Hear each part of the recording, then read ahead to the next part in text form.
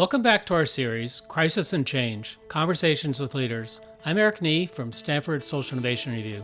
And I'm Dan Leduc from the Pew Charitable Trusts. So what topic are we diving into today, Dan? Well, in this episode, our guests discuss a growing threat that affects us all, a changing climate. I spoke with Tonya Allen, president of the McKnight Foundation, and John Palfrey, president of the John D. and Catherine T. MacArthur Foundation. Those institutions are based in the Midwest and are setting an example for how the social sector can answer the national and global call to develop inclusive climate solutions. And it's more important now than ever before. A recent Washington Post analysis found that 40% of Americans live in a county that was struck by climate-related extreme weather last year. Right, and according to a Pew Research Center survey, 60% of U.S. adults say they're concerned that global climate change will harm them personally. I want to preview something Tonya Allen said in your conversation that I think sets the tone for this episode. More people acknowledge what's happening in our world than ever before. In the U.S., some people call it climate change, some people call it extreme weather. I don't really care what we call it as long as we act together. One way countries came together to take action was last year's 26th United Nations Climate Change Conference, or COP26, in Glasgow, Scotland. That's where we begin today's conversation. Last fall, Glasgow, the United Nations brought its conference together to talk about how do we take specific action. I wanted you to talk about some of the highlights that you both saw from that conference, and especially through the prism of the social sector, what the social sector can be doing here. Tonya, why don't you start us off? We all hoped at COP26 that we would have our world leaders, our policy leaders, to really set a time-bound plan that would get us to reduce emissions and to push us towards a climate-centric economy and actions. And many people have not felt like we accomplished enough at that summit. And what I would say, one of our partners, Ashley Fairbanks, said, we have to make sure we don't slip into this doomerism kind of philosophy. It's so important for us to remember that we've never been at a place in our country or in our world where more people are aware of the climate crisis and they're conscientious about it. So I think of the COP26 summit as a moment where we got to reorient ourselves to be focused and to remember that this is a time-sensitive issue that we all must act on. I'm feeling very excited about what we can do together. That was one mark in our journey, but it's not the end all. The only way we're going to have impact is not because our world leaders say we're going to have impact. It's because every person on this planet decides that we're going to contribute in a meaningful way and to use whatever assets or resources that are within our capacity. John, you were there, so you may want to talk more about your experience. Thanks, Tonya, and thank you, Dan, for this invitation to be here. It's a treat to be with you both, and certainly with Tonya, who is someone I much admire and a great partner to us personally as well as institutionally. Imagine on some issues it's hard to tell McKnight and MacArthur apart, two big Midwestern-based philanthropies fighting for climate justice, among other things. So it's great to be here to have this conversation. I would underscore what you said about young people. You rarely lose a generational war. And I do think that young people are fed up, and young people have had it with climate inaction and are going to hold us accountable, those of us who are older and who've done too little. And I think that was on display in Glasgow. I traveled there as part of the Global Methane Pledge, which was spearheaded by the United States and the European Union, which came together to create an effort to reduce methane emissions by half in 2050. And, along with other funders, we've committed $10 million to a fund that started out with $200 million. It's now over $300 million. And we have, years of experience thanks to the work of grantees like Environmental Defense Fund, Clean Air Task Force, Earthworks, others who've been working on this methane reduction issue. We know how to do it, and we know it is part and parcel of environmental justice. 1 million Black people live within a half-mile radius of oil and methane gas wells and processing, transmission, and storage facilities. And 6.7 million Black people in the United States live in counties with refineries. These are disproportionate effects that we know are affecting communities that are already marginalized in many ways. And I think it's one of those examples where at the COP26, people came together to say enough is enough, and methane is one of those places. All of us have had to evolve in this sort of work, right? Because 2 decades ago, we didn't know what we know now. How did MacArthur and McKnight evolve to where we are today, and where are your priorities, and what are you doing differently now to address climate change? McKnight's mission is to advance a more just, creative, and abundant future where people and planet thrive. We've had a long-standing climate program, and in 2019, we decided that we could not continue on the path that we were on and expect that we're going to actually solve the climate crisis or improve the climate crisis. And so we actually made a commitment to double down on climate and actually increased our grant making to $32 million annually, which actually makes us the largest funder in the Midwest that's focused solely on the Midwest and the climate challenges that we have here. We're the largest carbon emitter in the country, the Midwest is. If you actually pulled up all of the states that consist of the Midwest, sat them in the middle of the ocean and created a country, we would be the 5th largest emitter in the world. We're between Japan and Russia. We believe all roads lead through the Midwest, so we have to make a difference here. I'm sure at some point we could talk about this, but John and McKnight and MacArthur were all involved in an important legislative action in Illinois that is groundbreaking, not just for the Midwest, but for the whole country. This is the reason why we believe we need to double down on this, because we don't have a choice. We have to do it as our contribution as global citizens. I am delighted that the Climate and Equitable Jobs Act passed in Illinois. Among other things, it means that the 7th most greenhouse gas emitting coal plant in America has a close date. And I think it will really make a big difference in terms of the energy future, really, of Illinois and the region. And I think the Illinois statute is one that is a replicable story. If a state like Illinois can do it with equity built in, as well as a clean energy future, I think can be done anywhere. We are not lobbyists. We are not lobbying. As philanthropies, we are making choices. We're discerning between ways to spend the money, but ultimately, we're investing in people. Those people, in turn, accomplish amazing things. You know, we had a long-standing program in conservation and have been in environmental protection in various ways over many decades, predating my time as president. Our climate approach is 5 or 6 years old. And, you know, I think partly we learn from the good things that happened out of the conservation programs and sustainable development, and we're also pivoting from it. And by that, I mean, we know in the United States that the conservation movement, my great-great-granddad was Theodore Roosevelt, and he was a big part of that getting going. You know, it was a very white-led, it was a very elite-led kind of a movement. It has not been an inclusive movement, and that's true of MacArthur's funding and otherwise. I think we, along with others, have been making very important strides, both to aim for the change that needs to happen in the world on climate, and to do so in a way that brings citizens and communities to the table and looks at the disproportionate effects of climate. You know, another issue, though, that is related to climate change is that it's become this sort of a very partisan problem. And that's just having to recognize that political reality means finding solutions can be more difficult. Does the social sector play a special role in maybe trying to help to bridge that divide, or could it? I think it's so tempting during these times to really dig our heels in, to take a side and make it be political. But in actuality, I think in the face of this entrenchment, it's really important for us as leaders, particularly in the social sector, to build bridges. Some people call it climate change. Some people call it extreme weather.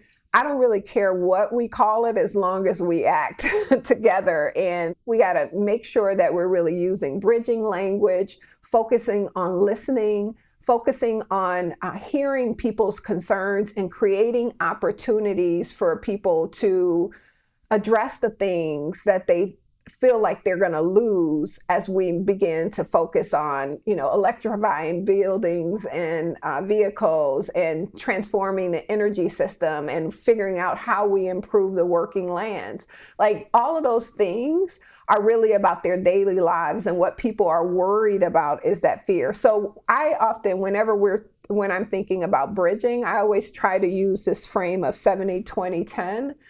And to me, that has nothing to do with politics. That if you care about an issue, in most cases, 60-70% of the issue you agree on.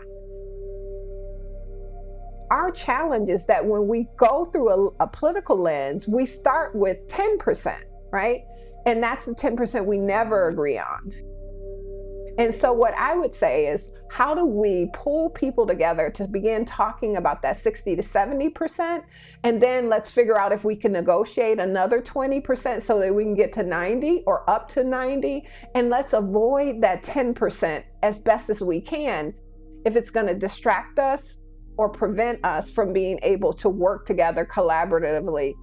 So I think it's really about language, intentionality, and really designing collaboration that allows people to have their views, but to honor the facts. So how do you get to that 20%, John? I love the 70-20-10. It's really good. I haven't heard it before. I will be thinking about it long after this podcast. We are not partisan organizations. MacArthur Foundation is very focused on helping to bring about a more just, verdant, and peaceful world. And we are devoted to that regardless of who is working on it. We're just looking for the best solutions. I believe strongly that a big part of the solution will come from a bridging strategy that, we have focused at various points on the center right, if you will, and maybe the businesses that are inclined from that center-right perspective to be a part of the solution, to be sustainable.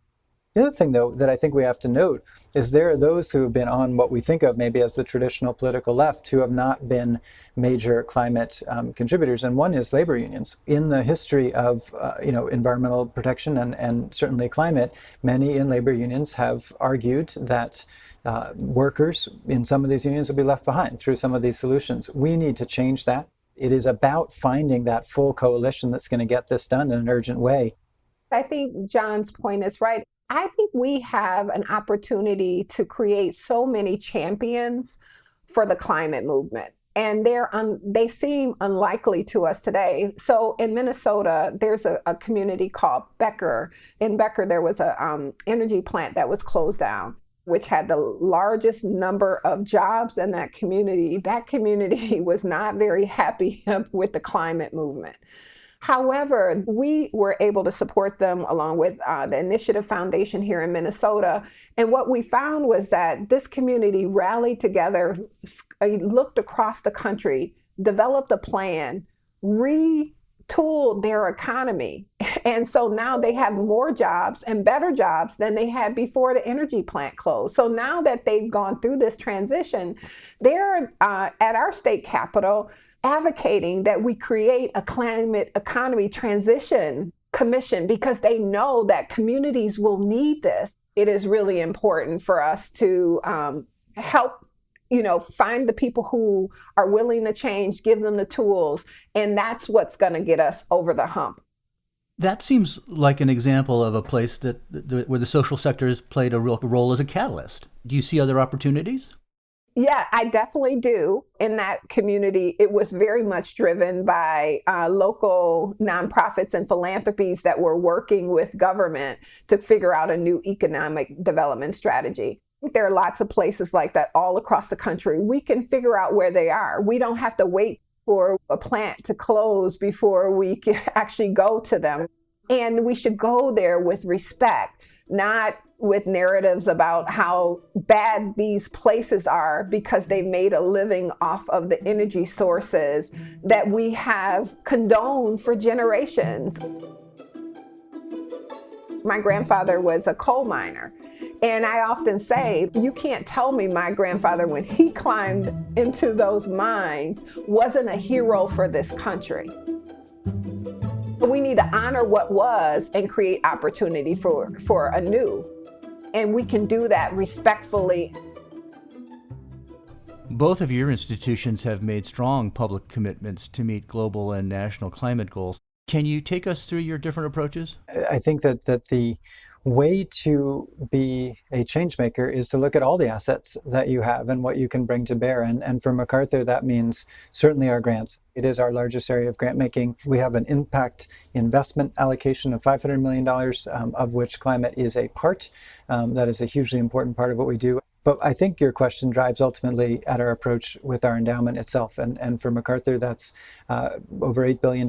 And we can make a difference there, both by generating great returns, by investing in sustainable kinds of investments, as well as by divesting, in my view, from the fossil fuel industries. And I take Tonya's point that there are heroes who have worked in this industry and others and have, heated our homes and driven our businesses and helped grow our country. This is not about a blame game, but it is about, I think, changing the investments that we're making today and the way that we allocate our capital to create a more just and equitable, inclusive future. And so MacArthur pledged to move on a path to being fossil fuel free from our portfolio. But we are aggressively divesting from fossil fuels, and that's happening over time. I really admire the approach that Tonya has taken. She'll tell you about that in a minute. For the moment, what we are doing is a divest-invest strategy. The divest is divesting from fossil fuels. The invest is investing in more sustainable investments. We do that through our endowment and also through our impact investment portfolio. When John and his team made the announcement, I'll just tell you, we were cheering in Minneapolis. What was really nice was right after that, and when we made our announcement, Ford Foundation made a similar announcement.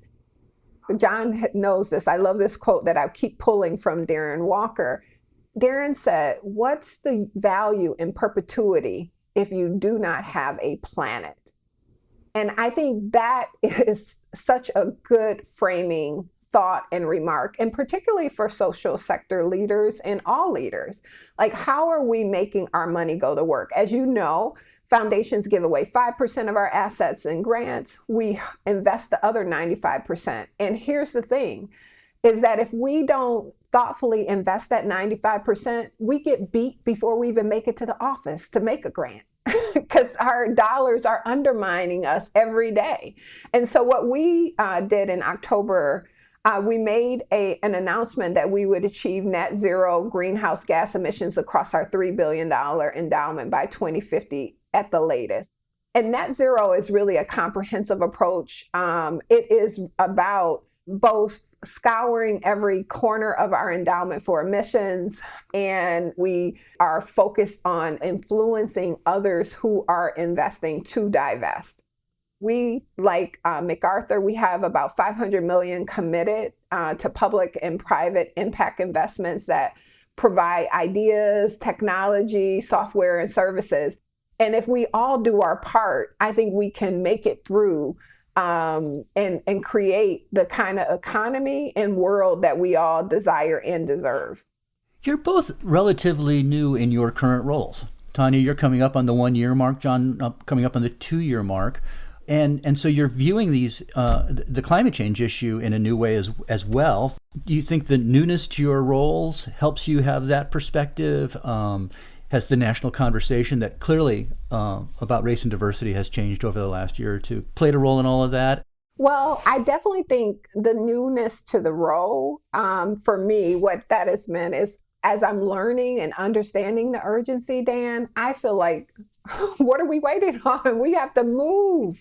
And, but I don't carry, I think, a lot of the kind of ideological baggage because I'm trying to think through what does it practically mean? And this is one of the reasons I was actually attracted here is because they chose in 2019 to lift up the climate crisis and racial equity as two of society's most urgent challenges. And they saw that both of these issues were deeply intertwined. And so for me, these are two twin imperatives. As you can imagine, what we're seeing in our society is deep structural changes that we must address if we're gonna decarbonize the Midwest and create a more just future. We all know that the same communities that are left vulnerable to environmental injustice or extreme weather or subjected to police violence are often the same communities that are targeted by voter suppression, and we can name it, and so many other issues. We're really trying to focus on how do we make climate solutions take into account equity. Because I think there are a lot of people who believe let's get climate solved and then we'll think about equity later. And that just doesn't work. You have to bake it into the work that you're doing. And particularly, we have this once in a generation opportunity with federal spending and our efforts to decarbonize the sector. And so we want to kind of lean into that as well and make sure that all of these voices are at the table. We haven't talked deeply about the indigenous communities, but I think there's just deep wisdom, involvement, political power, all sorts of things in indigenous communities that have been protecting the earth in ways that I think other communities have not. And we could go on and on, about the both the rightness of an equity approach here, but also the effectiveness, I think, of an equity approach, which is the time is short here. We've got to have solutions that are effective. This is not about the politics or the optics. This is about getting it right and setting our economy and setting our world on the right path. And I think Tonya is absolutely right about the once-in-a-generation quality, and we've got a chance here. We have all of these cross currents at work, and it feels like one of the most turbulent times in my lifetime. I'm curious, not just as you're in your sector roles here, but just as smart people watching the world, doesn't this feel like a special time in history? I definitely think so, Dan. And a good friend of mine told me recently, he said, we're history makers. And when he said that, it was such a frame shifting for me. So he wasn't talking about the two of us, he's talking about all of us, right? We can either be fighting, harming each other, making our work even more disparate, or we can pull ourselves together to be more unified. I believe in America. This is also global. I believe that we can all pull together enough to be able to shift and change history. I agree totally. And, I think within the MacArthur staff, this is a very hardworking group of 200 people. And, I think what brings us to work and makes people work even harder and devote ourselves is that I think there is an opportunity now that's unusual. I will say, the reason that I feel almost frantic in my efforts to get stuff done right now is I don't want to look back and say we didn't do everything we could. Dan, I think young people are going to remember January 6th, maybe in the same way that people will remember George Floyd's murder, maybe in the same way as 9/11, maybe the same way as when Dr. Martin Luther King was killed or Jack Kennedy was killed. I think these are historic, huge moments. And if we look back and say we lived at that time, people like Tonya and me, we had enormous power, we had enormous influence, and we didn't wield it to make a real course correction, which is needed, I think that will be very sad. This is a time that requires all of us to break the conventional rules, and particularly in the social sector. I think we just have to shake it up. We have to rewrite the rules in our institution, rewrite the rules in our society.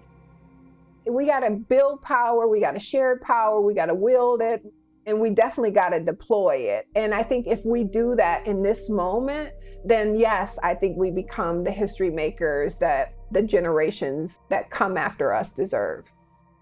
What you've both been describing in terms of making sure people know their vote counts and civic participation and all the rest sort of tees up my final question, which is how does this changing climate affect the strength of American democracy?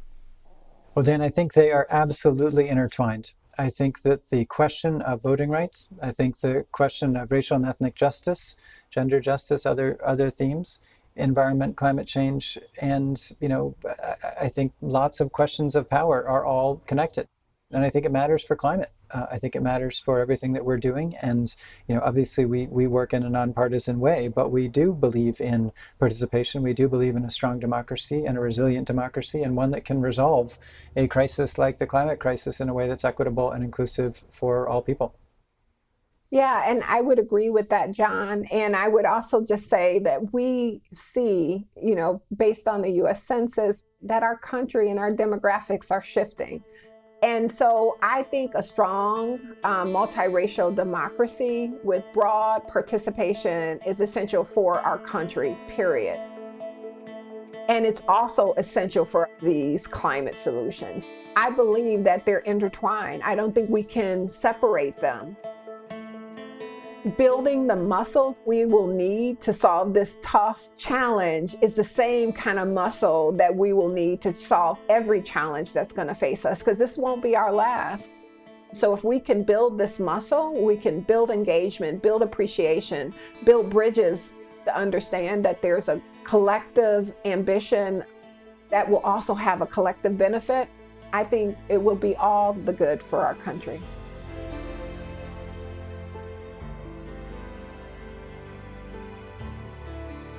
To learn more about our Crisis and Change Conversations with Leaders series, visit pewtrust.org/afterthefact or ssir.org. You can find this series on your preferred streaming platforms under the After the Fact podcast or the Inside Social Innovation podcast by Stanford Social Innovation Review. And while you're there, subscribe. For the Pew Charitable Trusts, I'm Dan LeDuc.